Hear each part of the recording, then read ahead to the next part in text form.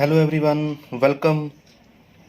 इस वीडियो में सीटेट के लिए मोस्ट इम्पोर्टेंट एमसीक्यूज़ करने जा रहे हैं जो कि काफ़ी अच्छे लेवल के हैं।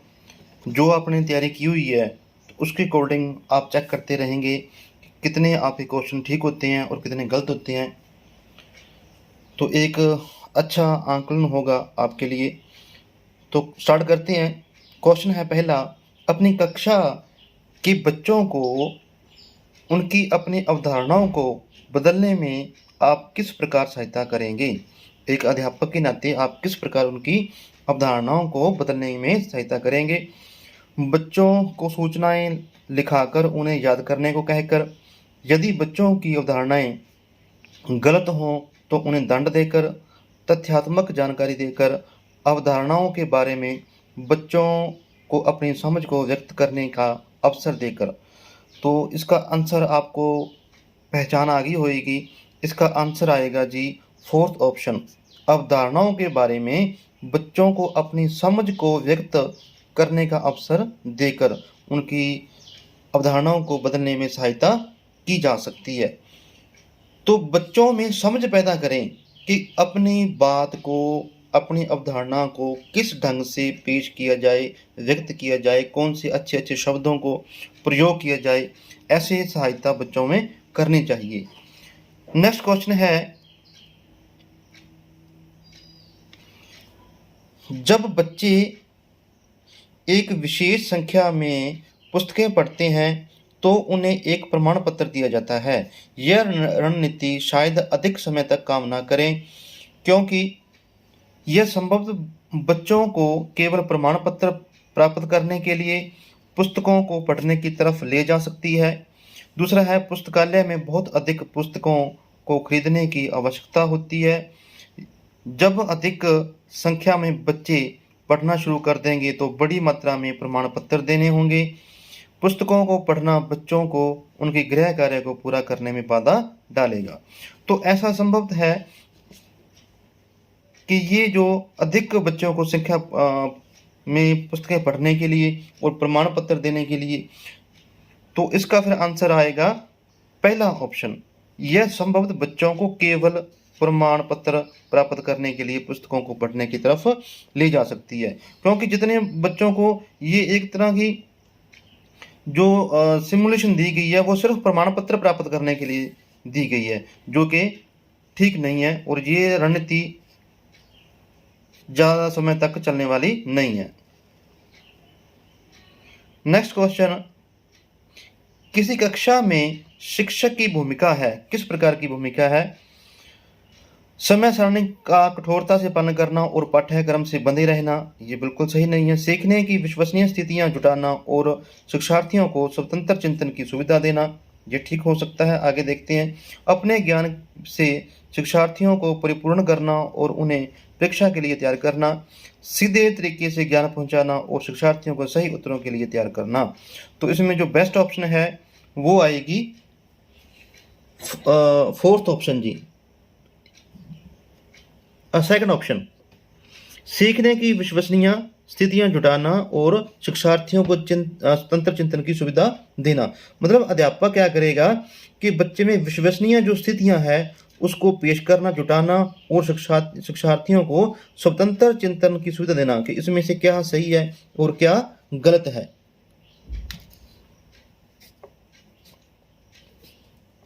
नेक्स्ट, निम्नलिखित में कौन सा कथन बच्चों की त्रुटियों के संबंध में सबसे उपयुक्त है।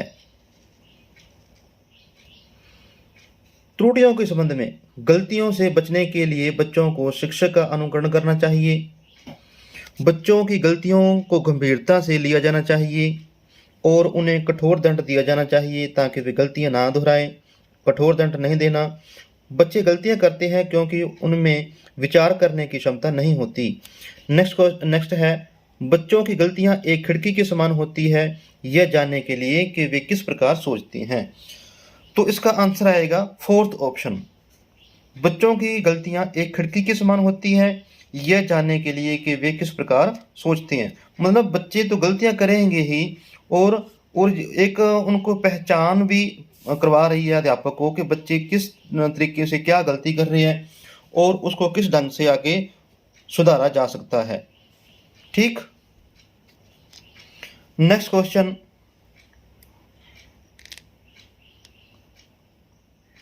आकलन शिक्षण अधिगम प्रक्रिया का अभिन्न अंग है क्योंकि आकलन से अध्यापक बच्चों के अधिगम को समझता है और उनके अपने शिक्षण की पृष्ठभूमि भी होती है। आकलन ही एकमात्र तरीका है जो आश्वस्त करता है कि शिक्षकों ने पढ़ाया और बच्चों ने सीखा। आज के समय में केवल अंक ही शिक्षा की महत्वपूर्ण है। बच्चों को अंक दिए जाने चाहिए ताकि वे समझ सकें कि अपने सहपाठियों की तुलना में कहाँ पर है। तो इसका आंसर आएगा फर्स्ट ऑप्शन। जो आकलन है वो शिक्षण अधिगम प्रक्रिया के अभिन्न है अंग है क्योंकि आकलन से अध्यापक बच्चों के अधिगम को समझता है और उसके अपने शिक्षण की पृष्ठभूमि भी होती है कि अध्यापक ने क्या कुछ पढ़ाया है या उस पढ़ाने का उद्देश्य क्या था, उस उद्देश्य तक बच्चे कितने उद्देश्य तक पहुंच पाए हैं और कितना अभी और उद्देश्य प्राप्त करना बाकी है, बच्चे की कहाँ तक कमी रही है, कहाँ इसको कमी को पहचान के आगे उनको डायग्नोज करना है, उनका निवारण करना है। तो ऐसे आकलन जो है उससे बच्चों की जो कमी पेशी है वो पता चलती रहती है और उनका सुधार होता रहता है अध्यापक के द्वारा। नेक्स्ट क्वेश्चन, पाठ्यचर्या ऐसी हो जो पाठ्य पुस्तक के ज्ञान को पुनः प्रस्तुत करने के स्थान पर बच्चों को अपनी आवाज़ें पाने, कार्य करने के लिए अपनी जिज्ञासा का पोषण करने, प्रश्न पूछने और जांच पड़ताल करने तथा अपने अनुभवों को बांटने तथा विद्यालय के ज्ञान के साथ जोड़ने में सक्षम बनाए। राष्ट्रीय पाठ्यचर्या की रूपरेखा 2005 पृष्ठ 13। इस पृष्ठभूमि में एक शिक्षक की प्राथमिक भूमिका क्या होनी चाहिए? आंसर देखते हैं आगे। बच्चों को उनकी अपनी समझ और अपने ज्ञान को साझा करने के पर्याप्त अवसर देना, बच्चों के अनुभवों को निरस्त कर पाठ्यपुस्तकों पर ध्यान केंद्रित करना, पाठ्यपुस्तक के अध्यायों को क्रमवार पूरा करवाना, यह सुनिश्चित करना कि शिक्षा अपने प्रश्न पूछे और शिक्षार्थी अपने उत्तर पुस्तिका में उत्तर लिखें। तो इसका आंसर आएगा पहला, बच्चों को उनकी अपनी समझ और अपने ज्ञान को साझा करने के पर्याप्त अवसर देना। तो बच्चों की जो समझ है उनको आगे एनहांस करने के लिए, ज्ञान को आगे बढ़ाने के लिए अध्यापक के द्वारा बच्चों को ज़्यादा से ज़्यादा अवसर देने चाहिए ताकि वे अपनी समझ को और आगे एक अच्छी दिशा में ले जा सकें और उनका आगे अपने जीवन के साथ जोड़ के उनका विकास कर सकें और अपने जीवन का विकास कर सकें या अपने जो मन की बातें हैं, जो ज्ञान है, उसको आगे बढ़ावा दिया जा सके। नेक्स्ट क्वेश्चन, बच्चों को अपने अध्ययन में प्रयास करने हेतु प्रोत्साहित करने के लिए शिक्षकों को डैश की आवश्यकता होती है? बच्चों को नियंत्रण में रखने की, अन्य बच्चों के साथ तुलना करने की, बच्चों को प्रेरित करने की या बच्चों को डांटने की। तो इसका आंसर आएगा तीसरा ऑप्शन, बच्चों को प्रेरित करने की। बच्चों को प्रेरित करने के साथ क्या होता है कि बच्चों को अपने अध्ययन में प्रयास करने हेतु प्रोत्साहित करने के लिए शिक्षकों को प्रेरित करने की आवश्यकता होती है। तो बच्चों को जिस ढंग से, अच्छे ढंग से मोटिवेट किया जाएगा, प्रेरित किया जाएगा, तो बच्चे एक बहुत अच्छे प्रयास से सीखने की या अध्ययन करने की कोशिश करेंगे और उनको ज्ञान भी प्राप्त अच्छे ढंग का हो जाएगा। नेक्स्ट क्वेश्चन, भावनाओं, अधिगम और अभिप्रेरणा के संदर्भ में निम्नलिखित में से किस कथन से आप सहमत हैं? भावनाओं को, अधिगम और अभिप्रेरणा। सीखने के लिए भावनाओं को अलग रख देना चाहिए। प्रेरणा और सीखने के साथ भावनाएं घनिष्ठ रूप से जुड़ी हैं। सीखने के लिए अभिप्रेरित करने में भावनाओं की कोई भूमिका नहीं होती। कुछ नया सीखना इस पर निर्भर करता है कि उसमें हम कितने निपुण हैं। तो इसका आंसर दूसरा आएगा, प्रेरणा और सीखने के साथ भावनाएं घनिष्ठ रूप से जुड़ी हुई हैं। तो जिस ढंग से बच्चे को प्रेरित किया जाएगा, मोटिवेट किया जाएगा, पॉजिटिव बातें बताई जाएंगी, तो वह ठीक ढंग से सीख पाएंगे। वो ठीक ढंग से सीख पाएंगे तो उनके भावनाओं में भी संतुलन आएगा। तो तीनों चीज़ों का घनिष्ठ रूप में आपस में संपर्क है। नेक्स्ट क्वेश्चन, बहुविकल्पी प्रश्न बच्चों की डैश की योग्यता का आंकलन करते हैं। बहुविकल्पी, जैसे ये हम क्वेश्चन कर रहे हैं, ये बहुविकल्पी है, मल्टीपल चॉइस क्वेश्चन है, तो इनमें से एक से ज़्यादा उत्तर हो सकते हैं और उनमें से जो बेस्ट ऑप्शन है वो अपन ने चूज करनी है। तो ऐसी योग्यता का आंकलन करने का क्या उद्देश्य है? सही उत्तर का निर्माण करने की योग्यता का आंकलन करना, सही उत्तर की व्याख्या की योग्यता का आंकलन करना, सही उत्तर की पहचान करने की योग्यता का आंकलन करना और सही उत्तर का प्रत्याशमन करने की योग्यता का आंकलन करना। तो इसका आंसर आएगा तीसरा ऑप्शन, सही उत्तर की पहचान करने की योग्यता का आंकलन करना। तो जैसे हमने अब 4 ऑप्शनों में से जो सही उत्तर की पहचान की है प्रश्न के अकॉर्डिंग, तो ऐसा जो क्वेश्चन होते हैं वो प्रश्नों बच्चों की सही उत्तर की पहचान की योग्यता का आंकलन करने के लिए उपयुक्त होते हैं। नेक्स्ट क्वेश्चन, समाजीकरण की प्रक्रिया में शामिल नहीं है मूल्यों और विश्वासों का अर्जन, आनुवंशिक संचरण, एक संस्कृति की रीतियों और मानदंडों को सीखना, कौशलों का अर्जन। इसका आंसर आएगा दूसरा ऑप्शन, आनुवंशिक संचरण। ये समाजीकरण की प्रक्रिया का में शामिल नहीं है। मूल्यों और विश्वासों का अर्जन ये सामाजिक प्रक्रिया का शामिल है। एक संस्कृति की रीतियों और मानदंडों को सीखना ये भी ठीक है। कौशलों का अर्जन मतलब कौशल, जैसे भाषा के 4 कौशल होते हैं, सुनना, बोलना, पढ़ना, लिखना। तो हम समाज के जो बच्चे होते हैं उनसे अलग अलग भाषाएं सीखते हैं, अलग अलग उनकी विचारों को हम समझते हैं। तो ये समाजीकरण का एक शामिल एक अंग है। तो आनुवंशिक संचरण बच्चे की जो पैदाइश है वो कैसे ढंग हुई, वो समाजीकरण का अंग नहीं है। नेक्स्ट क्वेश्चन, मानसिक संरचनाएं जो चिंतन के निर्माण प्रखंड है, इसके लिए पियाजे ने एक शब्द या पद का प्रयोग किया है, उसका नाम बताएं। जीन, परिपक्वन प्रखंड, स्कीमा या अवधारणाएं या विकास के क्षेत्र। तो इन्होंने जो मानसिक संरचनाएं जो चिंतन के निर्माण में प्रखंड है, ठीक, उनके लिए एक शब्द या प्रयोग किया था पियाजे ने, वो किया था स्कीमा, अवधारणाएं। अपने ज्ञान के साथ, नई वस्तु के साथ उसकी नई ज्ञान को प्राप्त करना या उनका एक नई प्रकार का चिंतन करना कि इसका आगे क्या होगा।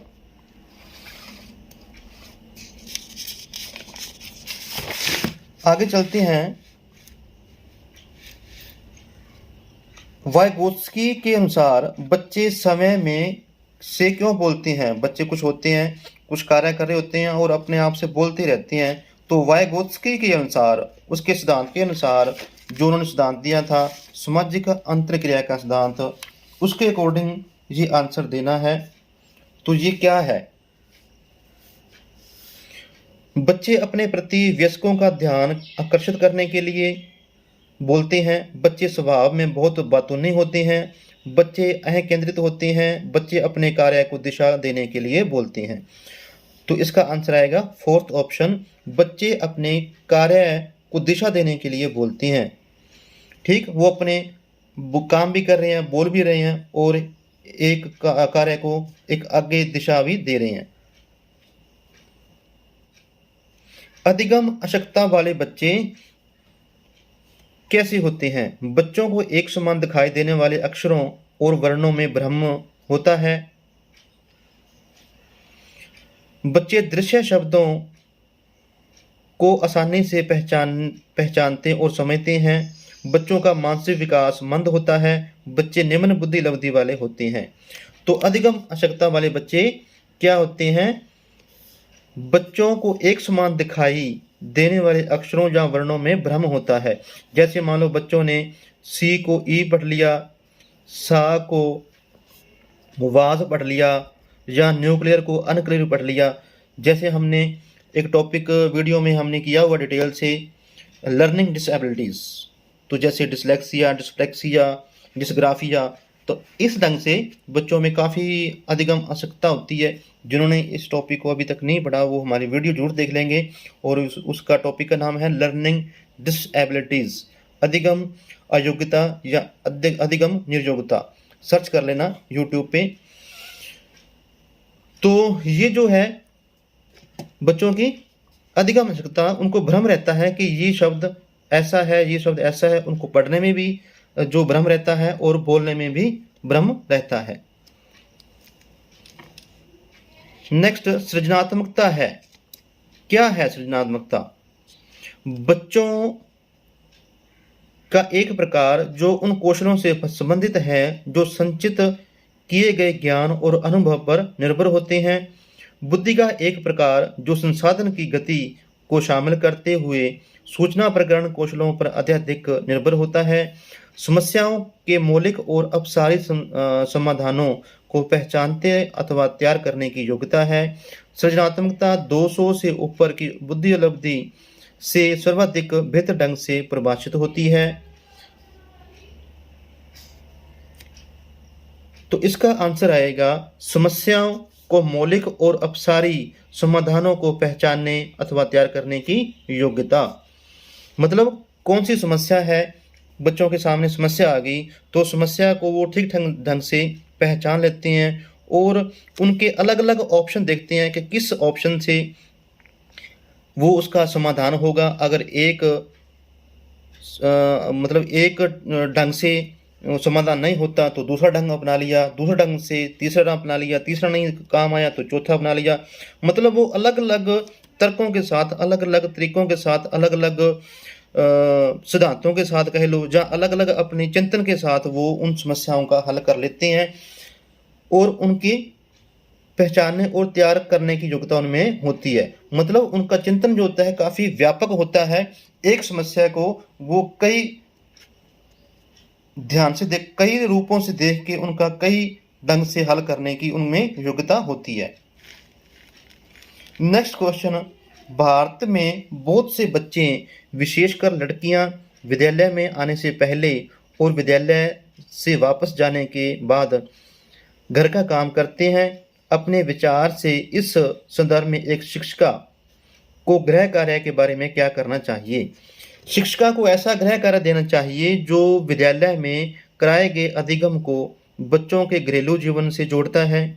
शिक्षिका को सुनिश्चित करना चाहिए कि बच्चे अपना गृह कार्य पूरा करने के लिए सुबह जल्दी उठें और देर तक रुकें। बच्चों के माता पिता से उनके गृह कार्य को पूरा कराने के लिए ट्यूशन लगाने के लिए कहिए। उन्हें उन बच्चों को कठोर दंड देना चाहिए जो अपना गृह कार्य पूरा नहीं करते। तो इसका आंसर बनता है फर्स्ट ऑप्शन, शिक्षिका को ऐसा गृह कार्य देना चाहिए जो विद्यालय में कराए गए अधिगम को बच्चों के घरेलू जीवन के साथ जोड़ता है या जोड़ा जाने वाला होना चाहिए। तो जो अधिगम है, जो शिक्षा है, वो बेसिकली है ही इस ढंग की होनी चाहिए कि कोई भी काम हो वो बच्चों को ज्ञान जो है दिया जा रहा है वो बच्चों का ज्ञान काम आना चाहिए, ज़िंदगी में उसके साथ जोड़ा जाना चाहिए, कि बच्चे को प्रैक्टिकली बनाना चाहिए कि किस ढंग से उस ज्ञान को अपने जीवन में जोड़ के अपने जीवन का सर्वपक्षीय विकास कर सकें। नेक्स्ट क्वेश्चन, एक प्रभावी कक्षा में क्या होता है?